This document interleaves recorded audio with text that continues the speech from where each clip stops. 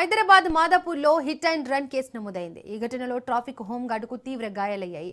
Madhapur Parvat Nagar signal దగ్గర విధులు నిర్వహిస్తున్న ట్రాఫిక్ హోంగార్డ్ నయీంను కారుతో వేగంగా వచ్చి ఢీకొట్టి పరారయ్యాడు నిందితుడు.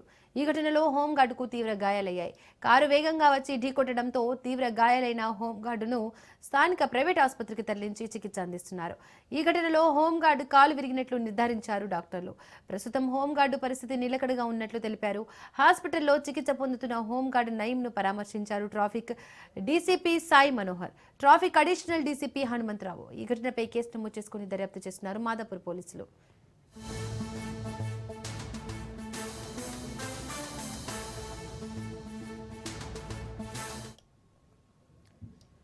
హైదరాబాద్ మాదాపూర్లో హిట్ అండ్ రన్ కేసు నమోదైంది. ఈ ఘటనలో ట్రాఫిక్ హోంగార్డుకు తీవ్ర గాయాలయ్యాయి.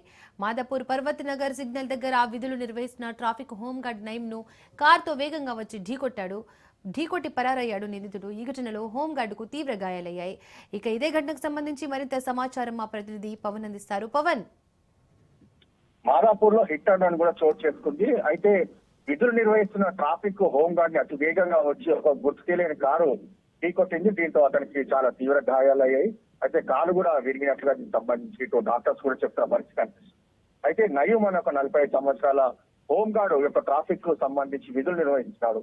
అయితే అతి వేగంగా వచ్చి కారు యొక్క ఢీకొట్టి అక్కడి నుంచి నిందితుడు కూడా పరారయ్యాడు. ఈ నేపథ్యంలో చూస్తే ప్రధానంగా ఈ కేసుకు సంబంధించి కూడా కేసు నమోదు చేశారు. దర్యాప్తు కూడా వేగవంతం చేశారు. అంతేకాకుండా సీసీ ఫుటేజ్ అక్కడ ఉన్న దాన్ని కూడా పోలీసులు సేకరిస్తున్నారు. ఎందుకంటే కార్ నంబర్ ఆధారంగా యొక్క కేసును ట్రేస్ అవుట్ చేయొచ్చు అనేది మాత్రం ప్రధానంగా ఇటు పోలీసులు భావిస్తారు. ప్రజెంట్ మాత్రము ప్రాణానికి ఎలాంటి ప్రాణహాని లేదు.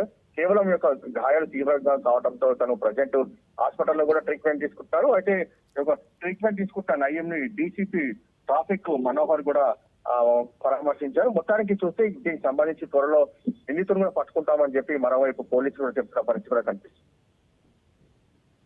Right, thank you Pawan.